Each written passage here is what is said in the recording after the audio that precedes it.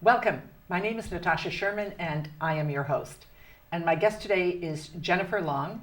Jennifer is a transgender veteran and she's here to talk about her story. And we're going to start with just a short video clip that was a news clip a couple of years ago. An Army veteran in Kearney has just won a major victory in her battle with the United States Army. Tonight, she tells her story to News 12 New Jersey's John Kleekamp and explains the importance of what's in a name. Jennifer Long served our country for nearly 30 years, doing tours in Iraq, Afghanistan, and Guantanamo, achieving the rank of Sergeant Major and earning a slew of commendations, including the Bronze Star. And she did it all while keeping her true identity a secret. I was an infantry soldier. I served, and obviously as a male, I served, my name was Ed at the time, Edward. Edward left the military and made the transition to female, legally changing her name as well. But Army veteran Jennifer Long had a difficult time proving her service because this Army document, the DD-214, still contained her old name. The DD-214 is the single most important document you receive from the United States Army or the military in general. Veterans need to show the document when applying for VA medical benefits or veterans preference, even home and student loans. You need it for everything. But for transgender veterans like Jennifer Long, the DD-214 is just one of several documents they have to produce. So now I got to show name change documents. I have to show all the supporting stuff that went along with it. And you have to essentially out yourself. And you have to explain things to somebody which you shouldn't have to. The American Civil Liberties Union of New Jersey agreed. Over the summer, the organization took up the banner on behalf of Long and another transgender veteran from New Jersey, trying to convince the U.S. Army transgender veterans should be allowed to change their names on the all-important form. Late last month, Long received this letter from the Army informing the decorated veteran she had won the battle. It just so happened that, I was able to be that person and be the voice and put it in the front so that, it can be changed for us and other people can benefit from it and it can help move the world forward. Actually, the Army Board of Correction of Military Records ruled against Long, but the Deputy Assistant Secretary Francine Blackman did a complete about-face and granted Long full relief. That means she can soon expect a corrected form bearing her name, Jennifer Long. I'm John Kleekamp, News 12, New Jersey. So, since that video clip, your case has been resolved and you got the paperwork you required, and I want to talk about that, but I want to track back to the beginning, sort of. So you were in the military. Yes. And you signed up for the military when you were how old? 19. Okay. And why did you want to go into, and you were biologically a male. Yes. So then what had you, but you hadn't, I don't know if you had come out to yourself, but you certainly hadn't come out to the world. And this is at a time when the world didn't have any conversation around this at all. So what had you join the military? It seemed like a strange thing to do if internally you feel like a woman. Well, at that time it was a lot of different reasons, but it was opportunity. Right. It was, I was always fascinated with the military, but it was an opportunity to, to get out of the neighborhood, to go see things, go do things. And the other part is, to try to make things right, to try to live a hyper-masculine life to counter the ways I felt deep inside. So how did I help? The best way to do that was to join the military. Do the most macho thing you could think got it. of. We're gonna join the infantry. We're gonna jump out airplanes. We're gonna do all the whole thing. So that's, I ran the whole gamut. It was to, try to make things right inside. Yeah. So you went in to fix something, which you thought needed to be fixed. And, for me, in my mind, what occurs is how stressful that had to be. Because it occurs to me like you constantly have to be hyper vigilant. You do. Does it ever become where you can were there times where you could just kind of kick back and relax about it? I guess it was, the early part of my year, when I was in my 20s, it would come and go. I mean, the urges or desires, or it would kind of, you're just so caught up in life that it wouldn't be as prevalent. But as I got older, it seemed to be more to the surface. Right. And that's what it just got, became harder and harder to deal with. It was always there. It was always, waiting for you. It was like, it just, you just something you thought was going to go away. A part of your life was going to change, but it just never progressed. It was just there, and it was always waiting. And it was, and then you start to flirt with it more, and it's like it feels good when you get to be, because Jennifer only ever existed in my head. It was only somebody, it was an imaginary person, so to speak. I never thought I was going to be able to see it through, or and have the opportunity to be to be who I am now. It was just an impossibility. So you'd kind of just try to live it vicariously when you could. Yeah. And from what age did you kind of know that? Oh goodness sakes, early teens, I guess. Yeah. And I can see why, so you're in the military and you're on the battlefield and you've fought in Afghanistan and places across the world. You were in the military for 30 years. So I can see where it's so demanding that your attention is constantly out there as opposed to in here. Yeah. And then at what point did you kind of say, this is it? I started really began to it was in 2005. And then I started to really seriously consider it. At that point, I'd become divorced, and I was living on my own. And it started to really make a surface. And then I started to explore it, and that's when I first really started to go out, and and make friends. And all of a sudden, I developed. As a woman. Yeah, and that was really exciting. I mean, finally, I was going through it, and then I started thinking about it. And more and more that if it was possible, if it could be possible. And then then I got sent to Iraq. That was 2008, 2009. And then while I was there, I just I started about really seriously, could I do this? I mean, really thinking about how to do it. Right. And that was the big difference, because I went from just being satisfied with going just living partially or part-time or whatever you want to call it, but then coming to the point where making the decision to see it through. And being the good soldier I was, and I plotted and I planned and I thought it all through, and I had this this plan, and I had figured it out. I went to Iraq, I came back, and I was like, okay, I wanted to finish my education, and I was working on my education at FDU to get a degree. And had you started hormones yet? Well, it was coming up. That was all part of it. I finished that tour, I came home, and that was one of the first things I went to, and I went and I got, you go through a whole process when you start, and you start out you got to go see a therapist and a psychologist, and then you got to see a therapist, and they try to sort things out, and I was looking forward to that part, because there was questions I had. I wanted to understand what really it was all about. Is it just something that exists in my head? Is there a truth to it? And where was it going? And sometimes you almost felt like I was self-destructive with it, and I was like, well, trying to live two different people, and to see it through. And then the therapist was wonderful, and I sat with her. She goes, "No, you're fine." And then she explained it all to me, and then it all made sense. And then I was like, "Huh." And then once I began to admit it to myself and understand it, then everything just made sense, and it all just started to come together. And that's when I says, "Okay, I'm gonna see this through, and then I'm gonna go. I want to make the change." And we start with hormones, and you go through that whole drama, and now you're going to begin to physically alter your body. And that's both physical and emotional, because all of a sudden your feeling changes and the emotional changes, and you're really going through with this. And it gets to be exciting. And then are you still in the military at this point? Yeah, I was well, that was the part of it. I figured I had a desk job, everything's good, life's good. I'm going to get out that next year, because it takes almost a year for the hormones and everything to kick in, right, and to really make a visible difference. And so I want to make sure there was enough visible difference so that when I got out, at least if I'm going to start living that way, I'm not still having to wait, because then I got to support myself. What am I going to do? And instead, it was Afghanistan came, and my boss called me in the office, and he says, he says, you got to fill a position. So off I went. And that put a damper on your plans? Oh my goodness, I was beside myself. It was not that that was like they say, no plan survives first contact. Neither did mine. I had it all figured. I thought when you have something all figured out and you say, well, this is it, and then no, it's not, and I have to hit the pause button again, and I'm going to go off. I'm going to go off.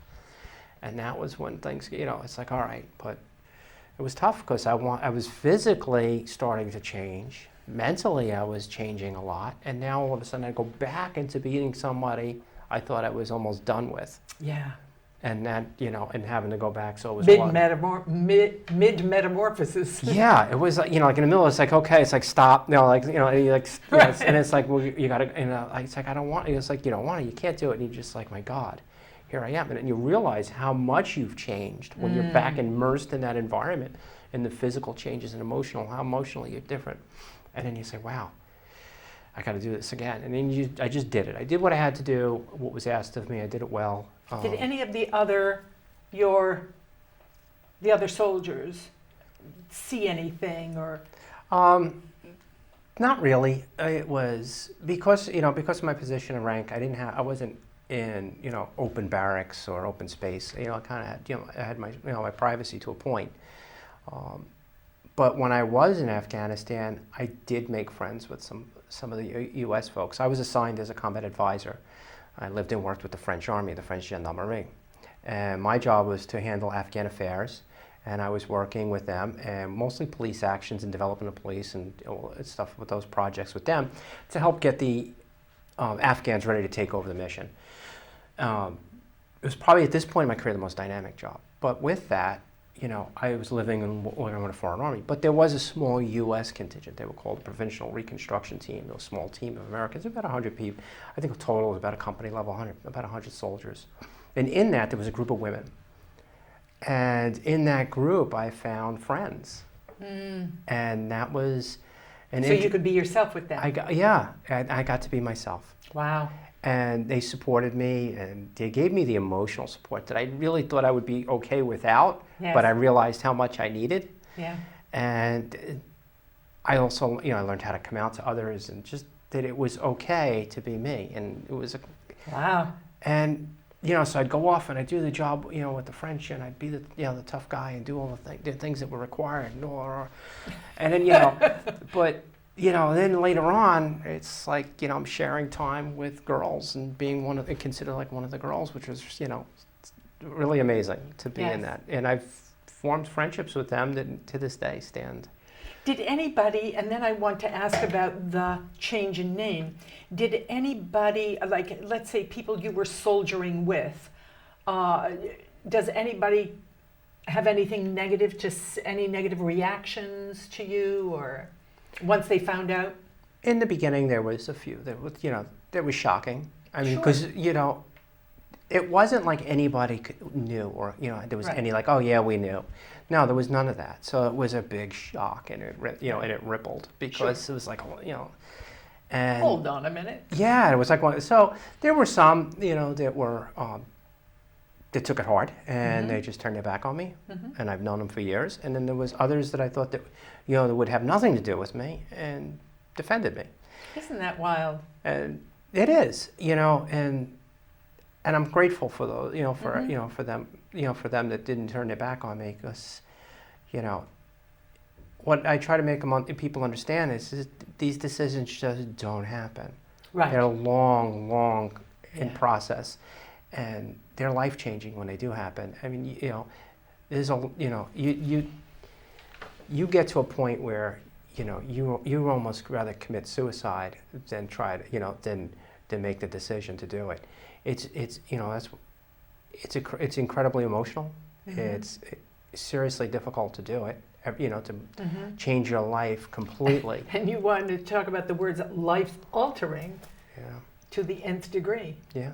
And that's what I did. I changed everything about me. And that's what all this stuff is about. You have to change everything about you, from every document to every word, to so all let's that segue into the document part. Sure. So you made a request. So you showed up, according to what I heard, to receive your discharge papers. You showed up as a woman. I did. And that must have been quite a shock. And then you asked to have your documents changed to the name Jennifer Long, your discharge papers. Well, that came much later. Okay. I did get my initial my initial ID card, my retired ID card, as Jennifer, because when I was getting down to the wire, ready to get out, And, again, trying to build timelines, figure it all out. One moved faster and the other moved slower. So when I filed for my legal name change, thinking that was going to take much longer than when I submitted for my retirement. Well, the retirement papers took an additional 3.5 months, 4 months to work their way through the system. And it took, but my court papers took like less than 30 days to change my name. So where did the problem come in? Well, all at the point where I had, my name legally changed. It now became Jennifer Long. My driver's license changed. My social security card changed. All that stuff changed. But now I still held a military ID card that was of my former name. So, but I was getting out. And then when I went to get out, I brought all my paperwork with me because mostly, and at that point I showed up as Jennifer. Everybody knew that at this point. It was, word got out. Sure. And I was like, well, the heck with it. I says, there's no, no sense in hiding now. I'm not going to, skulk around. I says, I'm just going to go out with it. And I showed up at the headquarters building and my paperwork, and the woman that processed my retirement papers, she was a lovely woman and she was so supportive about it. And, I was still very nervous. And I show up and she's put me through the process and she changed all my paperwork, what they call the DEER system, and that's like the HR system, and it has, your name and your record, your medical stuff, all that. So if somebody looks you up for like, and for benefits and stuff, if I went, to the VA and such, that's what they look at, the DEER system. So everything inputted into the DEER system had Jennifer, because that's who I legally now was. Right. So when I got that last ID card, it had Jennifer on it, and that was kind of crazy. I also had an ID card with my name on it. And, so then I processed out of the service. It wasn't until, later on, my DD-214, at that time was sealed out as my former name. And nothing I could do about that. But later on, I was working on a bill with the ACLU to change birth certificates, names on birth certificates. I was approached to help work on that case in the state, and I was working on it, and I was sitting with the ACLU. And with them, and we were talking about documents, and they had talked about a case like that, but I was with them, and they asked me if I would want to do that case. Because I told them, I said, the one document, I says, that for me as I'm older and being a service member is my DD-214. They says, I have to show that document, and it's unalterable. The military considers it a historical document. So you have to show that to... I would show it. You would show that like any place where you had approved military service. So if you're going to go for a VA loan, any kind, So you're living as Jennifer Long, and this paper says what was your former name? Edward. Edward. Okay. So now there's a problem. Yeah. Okay. So then you got to bring all the supporting documents, your name change documents. You got to bring all this other stuff with you. So. It kind of outs you to a point, because now you have to have a discussion with somebody. You have to have supporting documents. If this, and if the DD-214 goes through the system without its supporting documents, it doesn't match who it's with. Right. So it says, Jennifer, who's Edward? Now it's like, But, so, when I say that, you say, how do we change that? So the ACLU put together a case against with the Army, to go against the Army Board of Review, and to bring this up to them. And in that case, the Army Board of Review, and they look at errors and omissions. And in the case, the Army findings were not in my favor. They didn't grant relief because there was no error and there was no omission. Okay, but it was the secretary of the board, Francine Blackman, who overturned that decision and could see beyond. Because in the statement I had, it was like to see beyond the needs of in the military. In this case, that what that document means going forward to the service member and how important it is to us. The Army's view was it's a historical document of record. And I get it and I understand that. But there was like, the point was that what it means to me for the rest of my life and to other service members to have a document that matches who we are. Not only because your military records are significant in pension, in medical care, in everything. So if you have to fight that battle every time, then your life becomes about a series of battles. And as you say, you're constantly being outed. Yeah. And then having to address questions that typically you shouldn't need to address. Yeah. And because most people don't know how to handle it. Right. All of a sudden, they don't, all right, well, what do we do now? It becomes procedural issues that come up, and then there's like administrative issues. Well, how do we categorize it? Where do we put it? What documents do they support? Instead of just making a copy of it and just checking the box, now all of a sudden they have to, explain it in the system. And that's where it get, all that kind of stuff slows things down in the Right. system. Whereas if you just change, just changing the name on it makes it, So now that has slows been down. changed. Yeah, and it's been great. It was amazing to see when I finally got the document and to look at it and to see my name. And it was just like, wow, who knew? I just never ever expected that. So it was really cool to see that through Yeah. and say, wow, here it is. And now you can just operate as Jennifer Long, Yeah. not Jennifer Long who needs to tell her story every time she shows up. Yes, Wow. Big difference, huh? enormous. Yeah. So It feels really good. congratulations. Thank yeah, you. I can imagine. It feels so good. I want to ask you a couple of other questions. So there is, and again, some legal thing going on. Is it in New Jersey that you can't have your birth certificate changed, like to show up as an original birth certificate, unless you have the sex reassignment surgery? Is that correct? Yeah, right now it sits in the New Jersey Senate. The bill is S1195, and what that bill does, it's going to allow transgender folks to change their gender marker on their birth certificates. Right now, it uses a more outdated process that requires reassignment surgery, and it's an outdated process, which is not applicable to to quite a number of folks. And not everybody wants that. Yeah, as a majority, Or can't have it. yeah, some don't want it, some can't have it. It's very expensive. There's lots of complications. So, but to update it so it's for folks to say medically, for medical transition, the doctor can sign off on it, that you've transitioned, and you're now changing your gender. So, but not to show it as amended either. The idea that the real secret is the real piece to this is to have it so when you present that new document, it doesn't say amended. So somebody goes, well, what was it before? Yes. They want to Yes. to seal the back record, Yes. but present the new document so it just says Yeah. Jennifer Long, female. And that's where that, for the document. And that really, it's great as you're older, but who it's going to help is the younger kids today, the ones that are transitioning much younger, and how important it is to them and their parents when they want to put them in an after-school program. They want to put them, they're going to, for a school or something. They need that birth certificate Yeah. very often. And this helps them so much more. But to have, again, but all your documents now are in line. Your birth certificate, your driver's license, your passport. And so much depends on documents now. Everything is documents. Yeah. Our lives are nothing but a series of documents. Natasha, you don't realize until you go to, when you change your name, how much stuff, as an adult, your name is on. I mean, you're just endless. You're just endless. And having this file that's just wearing out because you have to keep faxing Right. documents And to it follows people. follows you. Yeah, we have like 3 minutes, and but I do want you operate in the world as a woman. You have found a job. People didn't hold you being transgender against you, from what I No, gather. they didn't. That's extraordinary, because that wouldn't have happened. I mean, you were 30 years in the military. I know. Talk about changes in those 30 years. Yeah, like night and day. It wouldn't have been possible, 20 years ago, 10 years, even so much in 10 years ago, how much has changed since.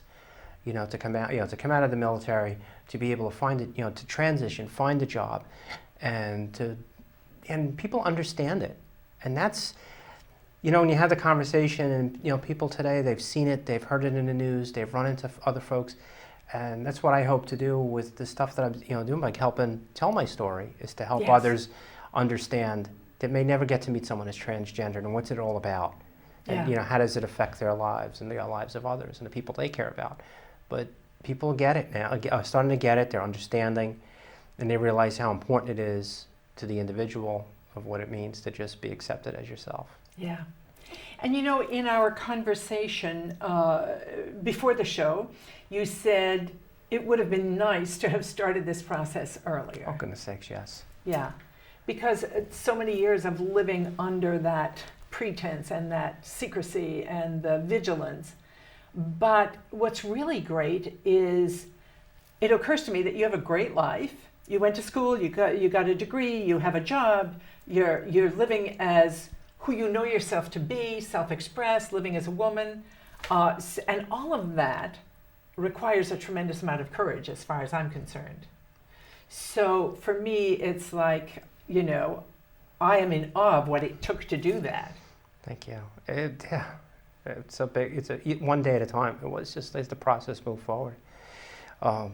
But yeah, what an incredible journey. And you look back, and it's like before I was looking for how could can I, could I, how can I do this? Why should I do this? How do I find it? Oh my goodness, you go round and round you go. But now when I look back on it, I said, what an incredible journey. Yeah. And you know what it says, you look back and you're like, oh, I wish I would have done that 10 years ago. And you do, because I waited so long. I don't regret who I was by any stretch. I mean, I did pretty incredible things and that was asked of me, but I would have liked to have done it as Jennifer.